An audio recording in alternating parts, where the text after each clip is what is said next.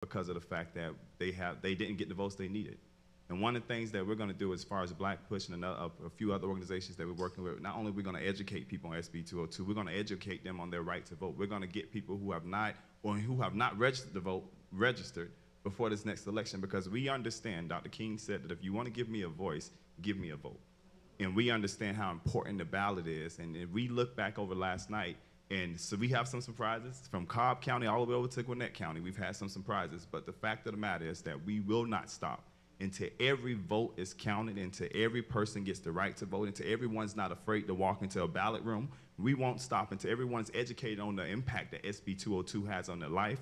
We will not stop until everyone has the right to get up in the morning, go out and vote, and not have to be afraid of losing their job because they're going out to register to vote. We won't stop until people are given the right to vote, and we open up access lines, and we open up early polling votes, and we put back on the boots on the ground on Sunday mornings. We will not stop until we can get every person registered, until everybody can stand together as a community and say that we all have a voice, and we use that voice, we exercise our voice. So I want to encourage everybody, get back out. If you went out yesterday and you stood in lines yesterday, we need you back out in June, because we have an election in June, and then we need to turn out in November and let the state know that what you meant for evil, God turned it around for our good. And we are going to vote. You're not going to suppress us. We're going to bring our waters to the line ourselves. Nobody has to pass us water. We're going to have water when we get in line.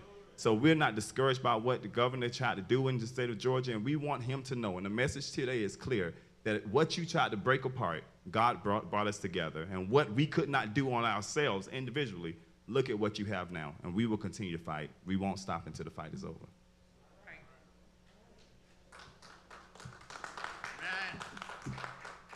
Good morning. My name is Rev Anita Barbie, and I'm the senior pastor at Oakhurst Presbyterian Church in Decatur. We stand together because we believe in supporting what is right. What we've seen is this state is nothing less than a travesty. We've seen a response to our voices, and it has been negative. A response to our votes, it's been negative. It dates back to when Reconstruction ended in 1877, and the states across the South implemented new laws to restrict voting rights on African Americans. This is exactly what we've seen over and over and over again. How long? We have no intention to stand and be complacent. What we're going to do is stand and fight, because that's what we are called to do. I stood with a colleague in the 20 election, passing out water. I can't do that anymore. But most of our political leaders claim to be people of faith. When is it that I saw you, Jesus, and you were thirsty and I didn't give you water? Right. All right. Help me to understand how you sleep at night. We have the right to vote, and we will do everything we possibly can within our congregations and our communities to make sure that happens. We will educate to make sure that happens. We will yell from the highest mountains to make sure that happens. We will not sit idly by, because silence is consent, and we do not consent to what you are doing, what you have done, and we proclaim to you today it will not continue to happen. We are people of faith. We go to different worship places and spaces, but we believe in one God, a God that always sides with the oppressed and downtrodden. We are sad at the things that have happened, but we are not a broken people. Don't get it twisted. We are a people of faith, and we believe in fighting for what is right. We have a right to vote. As I stood there handing out water, I saw people come back out who had been given the wrong place to vote. Without fail, they looked like us. And they said, "We voted here last time." That's a problem. And we will not stand for it. We will fight and fight and fight. And like my brother just said, when are we going to stop? We're not. So hold on, because we are coming, and we are coming strong.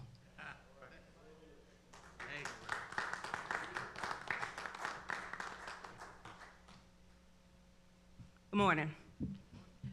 It's a privilege to be here and be among the guests here. I'm Minister Siobhan Williams. I partner with Faith in Public Life, and I drove here this morning from Hephzibah in the Augusta, Richmond County area. And why did I drive here? I drove here because, as Luke 4:18 said, the Spirit of the Lord is upon me because he has anointed me to preach the gospel to the poor. He has sent me to heal the brokenhearted, to proclaim liberty to the captives, recover sight to the blind, to set at liberty those who are oppressed. Elections have consequences. The consequences of the elections in Georgia are people can walk around with guns with no license. The consequences of elections in Georgia is infant mortality and maternity mortality is the highest in the nation. And black folks, black women's mortality is 2 times that of white. Black infant mortality is 2 times that of white. The consequences of elections in Georgia is we're one of only 11 states that have an expanded Medicaid. So there are too many Georgians walking around without affordable health care or without health care. The consequences of elections in Georgia is that when people stand up and vote, those in power pass laws so that they can retain power. But we're here to serve notice to those that want to be oppressors. We won't be oppressed. We won't be silent. My work takes me throughout the black belt of Georgia, down in Augusta where I am, in Burke County, and Rennes, and in Middle Georgia and Macon, and Southwest Georgia and Albany. I cover the black belt, and we're standing up as people of faith, as congregations, saying, okay, y'all closed Sunday voting in Spalding County, but we came out on Saturday to vote. This, as it's been said, the turnout was not because of SB 202, but in spite of 202. And we, as faith leaders, have turned out, have educated, and made sure our people know how to get out and vote. And despite the fact that y'all cut down the number of days to even apply for an absentee ballot. Cut down the number of drop boxes where folks can turn their ballots in because the postal service isn't reliable. But we're coming here today to say, yes, we turned out yesterday, we're gonna turn out in June, and as a people of faith, we're gonna educate our people throughout the state of Georgia, not just in the Atlanta metro area, but throughout the state of Georgia, whether it's only a city with 2 blacks or 200,000 blacks, we're turning out to vote. Because we're here to free the captives and to set at liberty the oppressors. So Jim Crow 2.0 will not do what it was intended to do. There's no integrity in that Election Integrity Act, but we bring in integrity. We're here to set the moral compass, and we will turn out to vote in June and in November. Because we want the elections to feel our voice. And we need people that's going to be elected officials that's going to listen to the voice of the people and pass legislation so the people that are here can thrive. Thank you.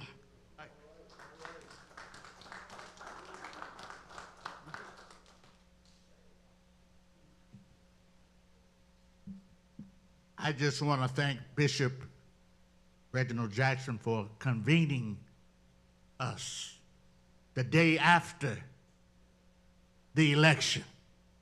I'm Rev Tim McDonald, part of the coalition, pastor here, First Iconium, past president of Concerned Black Clergy. This coalition represents over 1,500 black churches.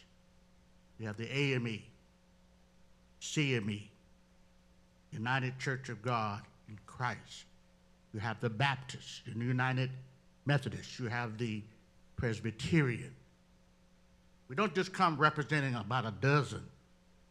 It's really probably closer to 2,000 African-American congregations across this state.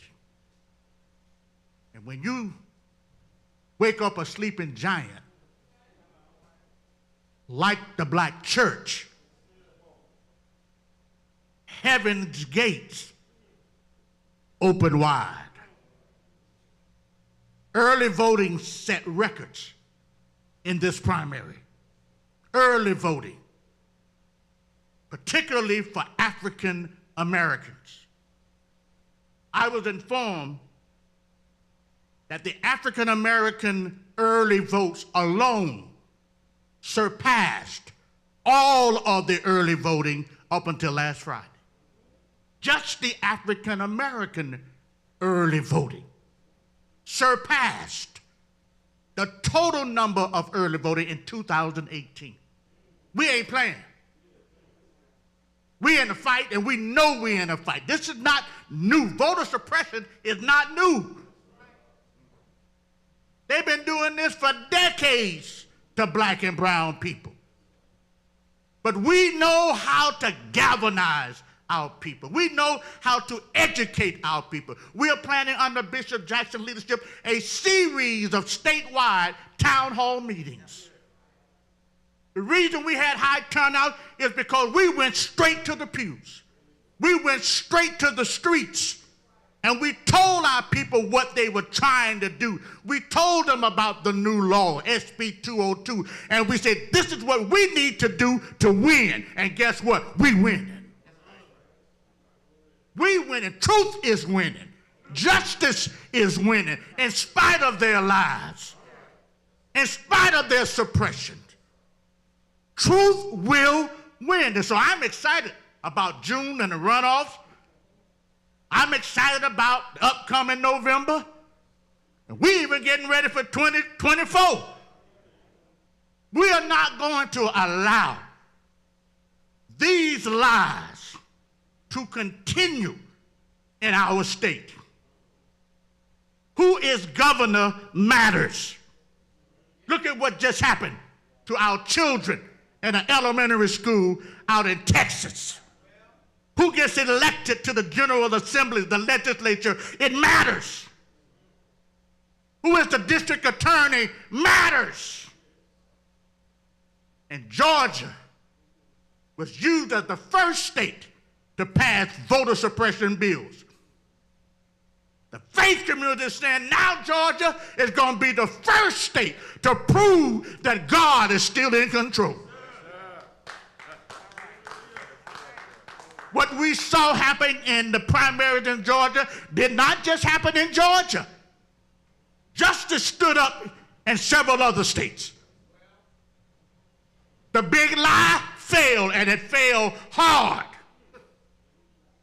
And we're getting ready now to stump it to the ground. So all of those who bought into the big lie, get ready. Because truth is marching now. I see him. I hear this coalition of faith leaders, the black church. You don't mess with the black church. You can mess with a whole lot of other institutions, but don't you ever mess with the black church.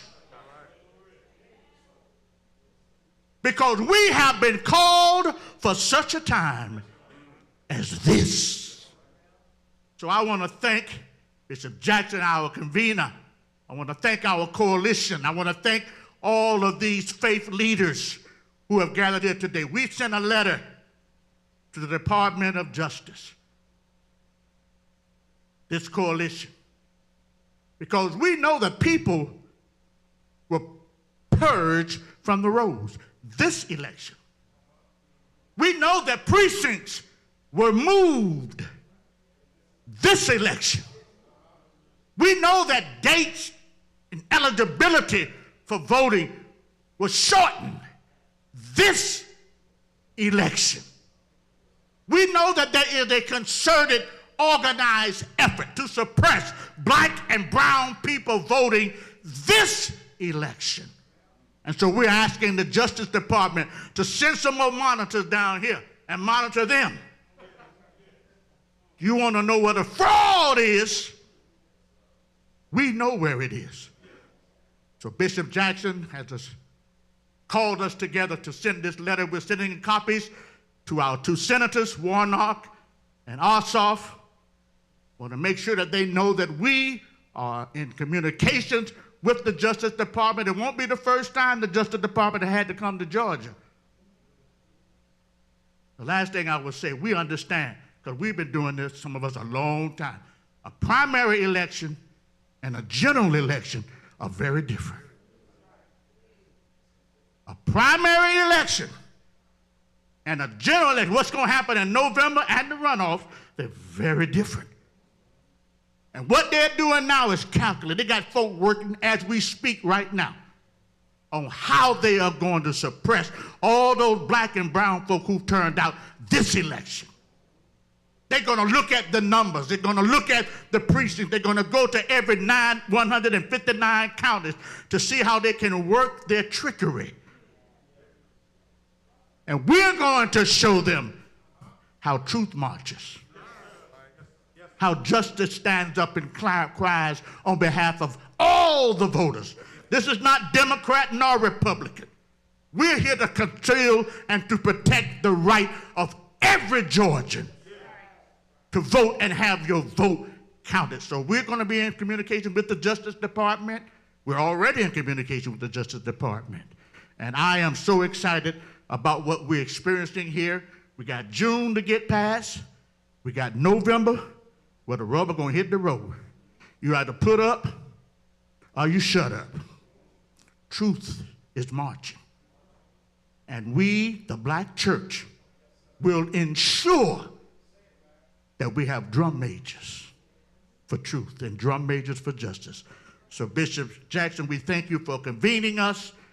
When you issue the call, we will show up. Our people will show up. We will vote and we will win as God gives us strength.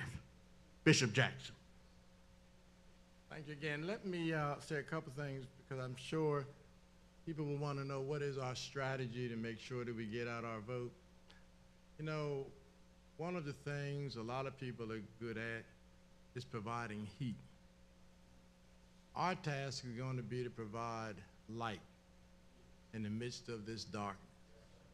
And so our task is, we represent not ourselves, but thousands of churches across the state of Georgia. And every local church, they may only have 5 members, but every local church will have a role to play in ensuring that our people get out to vote. Every local church will be asked to provide a list of eligible voters in their congregation. They'll be asked to organize and make sure all of those eligible voters have arrangements to vote, whether it's by absentee ballot. But we want to make sure that in addition to that, we're not just interested in the members in our congregations, but we have folk in our congregations who have family members who may not be a part of our congregation. We want to make sure that all of the family members vote. Then we're going to be encouraging every one of our congregants to get 10 other people to vote. This is going to be a church, but also a community effort. And we are also preparing, because we're going to ask all of our congregants to go to My Vote to make sure that you're registered. I am concerned that things will change between June and November. Yes, sir. May not have any problem for the primary and the runoff, but for some reason in Georgia, November always manages to change things. And so we want to make sure that our folk are registered. We're going to send a letter to the Secretary of State, who is still responsible for oversight of elections, to make sure that everybody knows where their polling place is. Because in Georgia, polling places have a tendency of changing unannounced. But we want to make sure that everybody knows where they're supposed to vote, and all of this needs to be provided before the election. Again, we're going to ask the Justice Department to have monitors here in Georgia, because we are concerned. Let me say it again, we are concerned, because if you were so concerned about the outcome in 2020 that you passed SB 202, it means that you'll do anything to win. And so we've got to be on guard to make sure that that does not happen. If there are any questions, we'll entertain them. If not, we thank you for coming. Any questions from anybody on anything? All right? Have a great day. And make sure y'all vote. Need a little guidance, speak to me afterwards. Thank you all. Thank you all. Thank you, Bishop. Happy to have you in the house. Happy to be here. Oh, bless your heart. We got to be together. Oh, we're going to be together. There's going to be a lot of meetings and get together. Thank you so much. All.